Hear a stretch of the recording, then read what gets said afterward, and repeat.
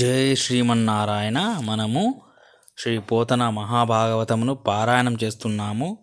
దశమ స్కందంలో ఉన్నాము. అందులో భాగంగా చూసుకున్నట్లయితే మన బలరాముడు హస్తినాపురమును గంగలో త్రోయ ప్రయత్నించినప్పుడు అక్కడ ఉన్నటువంటి దుర్యోధనులు, భీష్ములంతా మన బలరాముని ఏ విధంగా స్తుతిస్తారు అనే ఘట్టాన్ని ఈరోజు చూస్తున్నాము. ఓం మూగం కరోతి వాచాలం పంగుం లంఘయతే గిరిం యత్కృపాతమహం వందే పరమానంద మాధవం. బలరామ యశస్వంత దివ్య తేజస్సుతో ప్రకాశిస్తున్నవాడా, రాజోత్తమ సుగుణాభిరామ ముత్యాల హారాన్ని ధరించి వెలిగిపోతున్నవాడా, అమృత హృదయం గలవాడా, విజయశీలి లోకాలను చల్లగా చూసేవాడా, దేవా బలరామదేవా నీ మహిమ తెలుసుకొని వర్ణించడానికి మేమెంతటి వారం ప్రభు. విశ్వాన్ని పరిపాలించేవాడివి, త్రిలోకవాసులకు క్షేమాన్ని కలిగించేవాడివి, చక్కని బుద్ధి గలవాడివి. ఓ అలాయుధ, మేము అజ్ఞాన అంధకారంలో కొట్టుకుపోతున్న వాళ్ళము, పైగా అహంకార పూరితులము, మమ్మల్ని నీవే రక్షించాలి. ధరణీ చక్రాన్ని గర్భంలో ధరించిన విష్ణువే శ్రీకృష్ణుడు, అతడిలో నీ అంశ ఉంది. ఆ చక్రధారికి నీవు అన్నవు. శత్రువులను నిమిషమాత్రంలో జయించగల వీరాది వీరుడవు. నీచపు పనులు చేసేవారిని అతమాత్రం నీకే చెల్లుతుంది. దేవతల చేత స్తోత్రం చేయబడే బలరామదేవా, రక్షించు రక్షించు, ఉపేక్ష చేయకు దేవా. భయంతో వణికిపోతున్న మమ్మల్ని దయతో చూడు. అనంత క్రూర రాక్షసులను పరిమార్చే పరాక్రమశాలివి. శివుడు హాలాహల విషాన్ని భక్షించే విధంగా నీచజనుల మదాన్ని మృంగివేసే మొనగాడివి. నీ శరణు కోరుతున్నాము, మమ్మల్ని కాపాడు. అనంత ఈ సమస్త చరాచర జగత్తు నీ లీలా విశేషం వల్లనే నడుస్తుంది. నీవు దుష్టజనులను సంవరించి సజ్జనులను రక్షించే పరమాత్ముడవు. సృష్టి స్థితి లయకారుడవైన నీకు నమస్కరిస్తున్నాము. శరణార్థులమైన మమ్మల్ని రక్షించు. బలరామదేవా, నీవు అవ్యయుడవు. సమస్త జీవరాశులలోనూ విరాజిల్లేవాడవు. సర్వశక్తులను ధరించేవాడివి. శాశ్వతుడవు. విశ్వాన్ని సృష్టించేవాడివి. లోకగురుడవు. నిర్మల మనస్కుడవు. అంతటి మహిమోపేతుడవైన నిన్ను స్తుతించడం బ్రహ్మదేవిని కూడా అలవి కాదు అని కౌరవనాథులు భక్తి ప్రపత్తులతో బలరాముని స్తుతించగా వాళ్ళను చూసి బలుడు సంతోషంతో ప్రసన్నుడైనాడు. మీరేమి భయపడకండి, హస్తినాపురాన్ని గంగలో ముంచను. మీరు చేసిన అవినీతి కార్యం వల్ల తప్పనిసరై ఈ విధంగా చేశాను గాని మీ పట్ల కోపంతో కాదు. మీ నివాసాలకు నిశ్చింతంగా వెళ్ళండి అని బలరాముడు అభయమిచ్చాడు. అప్పుడు దుర్యోధనుడు వినయవంతుడై కుమార్తె లక్షణను, అల్లుడు సాంబుణ్ణి బలరామునికి అప్పగించాడు. దుర్యోధన చక్రవర్తి తన కూతురు లక్షణను అత్తవారింటికి పంపుతూ 1000 మంది దాసీలను, 1,00,000 గుర్రాలను, 2,00,000 ఏనుగులను, 6,000 బంగారు రథాలను అరణంగా ఇచ్చి సంతోషపూర్వకంగా బలరాముడికి నమస్కరించి యాదవులను సాగనంపాడు. బలరాముడు పరమానందంతో కొడుకును, కోడలిని తనతో తీసుకుని దారి పొడుగున ప్రజలు తన బల పరాక్రమాలను 10,000 విధాలుగా పొగుడుతూ ఉంటే ద్వారకానగరం వెళ్ళాడు. ద్వారకానగరంలోని యాదవులందరికీ తాను హస్తినాపురానికి వెళ్ళిన విషయాన్ని, కౌరవులు అన్న దుష్ట వాక్యాలను, తాను దానికి చేసిన ప్రతీకారాన్ని సవిస్తరంగా చెప్పి సుఖంగా ఉన్నాడు. ఇప్పటికి కూడా హస్తినాపురం దక్షిణం వైపు కొంచెం పైకి లేచి ఉత్తరం భాగం గంగానది వైపు కొంచెం కృంగి ఉన్నట్లుగా బలరాముడి పౌరుష ప్రతాపాలకు నిదర్శనంగా నిలబడి ఆ కృష్ణాగ్రజుని మహిమను తెలియజేస్తుంది అని శుకమహర్షి బలరాముని భుజబలాన్ని, శౌర్య ప్రతాపాలను ఎవరూ అడ్డుకోలేరని పరీక్షిత్తునకు స్పష్టపరిచి ఇంకా ఈ విధంగా అన్నాడు. పరీక్షిత్తు, శ్రీకృష్ణుడు నరకాసురుని సంవరించి ఆ దానవేంద్రుని భవనంలో ఉన్న 16,000 మంది కన్యలను వివాహమాడారన్న శుభవార్తను నారద మహర్షి విన్నాడు. అంతమంది కన్యలను ఒక్కొక్కరికి ఒక్కొక్క రూపంలో దర్శనమిచ్చి సంతోషపరిచాడన్న విషయం విని శ్రీకృష్ణుని వైభవోన్నతిని స్వయంగా దర్శించాలని కుతూహలపడి ఒకనాడు నారదుడు బయలుదేరాడు. ఆ విధంగా అనుకున్న నారదుడు కృష్ణుడు పరిపాలిస్తున్న ద్వారకా నగరాన్ని సమీపించి ఆ నగరానికి ముందున్న సుందర దృశ్యాలు చూశాడు.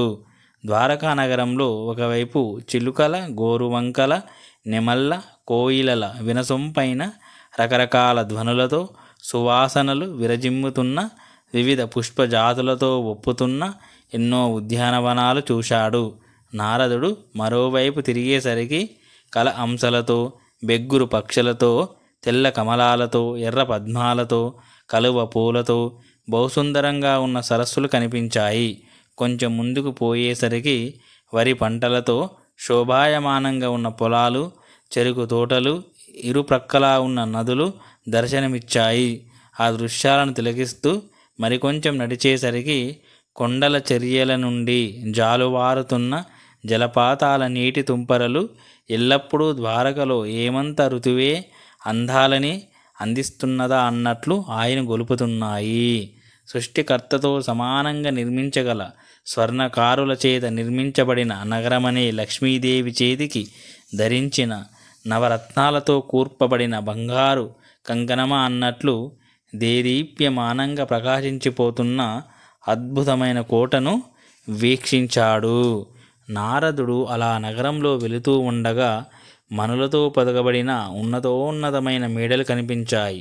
ఆ మేడల కిటికీల రంధ్రాలలో నుంచి దట్టమైన కర్పూర, చందన, అగరు, ధూపాల పొగల సమూహము బయటకు రావడంతో ఆ నల్లని పొగలే మేఘాలని భ్రమించి నృత్యం చేస్తున్న నెమళ్లను పౌర భామినీలు లాలించడం చూశాడు నారదుడు. చంద్రకాంత మనులతో పొదగబడిన స్ఫటిక స్తంభాలతో చుట్టబడి ఉన్న మేడలు మరకత పద్మరాగాది నవరత్నాలతో కూడిన శిఖరాలతో చూపరులను ఆకర్షిస్తున్నాయి. ఆ శిఖరాలపైన బంగారు కలశాలు నిలబెట్టబడి ఉన్నాయి. ఆ కలశాలపై సూర్యకిరణాలు ప్రసరించడంతో అనేక సూర్యబింబాలు దర్శనమిస్తున్నాయి. సమస్త వస్తువులతో నిండి ఉన్న అంగళ్ళతో వ్యాపార వేదికలు, మండుటెండను నివారించే జెండాల చిత్రమైన రంగులతో ఆకాశాన్ని అంటుతూ రెపరెపలాడే వస్త్రాలు, నెమళ్ళ సింజినీరవాలతో నిండిపోయిన సమస్త దిశలు నగర శోభను ఇనుమడింపజేస్తున్నాయి.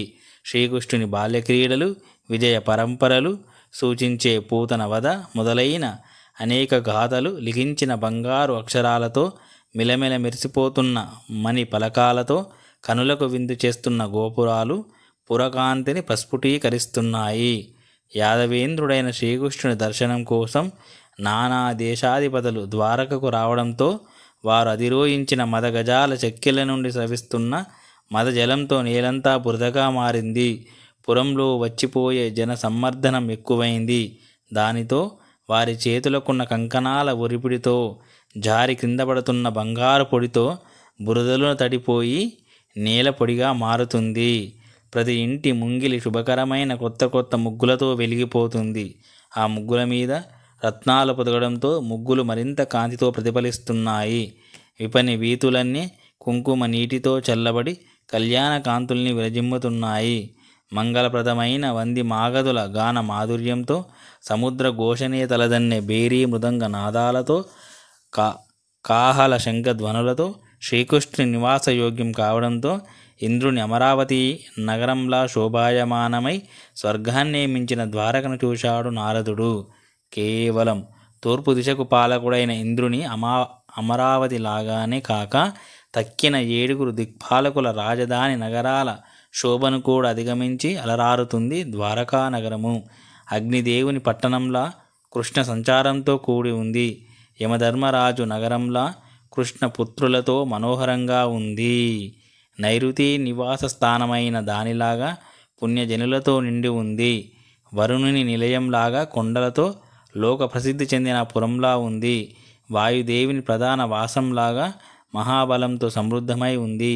కుబేరుని అలకాపురిలాగా ముకుందునికుండే శంఖ చక్ర మకర చికనాలతో మహావైభవంగా ఉంది. వెండి కొండలాగా ఉగ్రసేనుని ఆధిపత్యంతో మహోన్నతంగా ఉంది. గ్రహ మండలంలాగా గురు బుధ మిత్రులతో ప్రకాశిస్తుంది. కళ్యాణ వేదికలాగా ఎప్పుడూ జరుగుతూ ఉండే వివాహాది శుభకార్యాలతో నిండి ఉంది. బలి చక్రవర్తి చేతి నుండి కారే దాన జలధారలాగా ఎప్పుడు దానజలంతో పరిపుష్టమై ఉంది. అటువంటి మహాద్భుతమైన ద్వారకా నగరాన్ని ప్రవేశించి నారద మహర్షి ఆ నగరంలో దేవశిల్పి అయిన విశ్వకర్మ చేత నిర్మింపబడిన అంతఃపురంలో ఉన్న 16,000 మేడలను చూచాడు. మరి ఆ 16,000 మేడలలో కృష్ణుడు ఎక్కడెక్కడ ఏ పనులు చేస్తున్నాడో, ఆ గోపికలతో ఏ విధంగా ఉంటున్నాడో చాలా చాలా అద్భుతంగా ఉంటుంది. తర్వాతి భాగంలో చూద్దాము. ఓం శాంతి శాంతి శాంతి. హరి ఓం తత్సత్. సర్వం శ్రీరామకృష్ణార్పణమస్తు.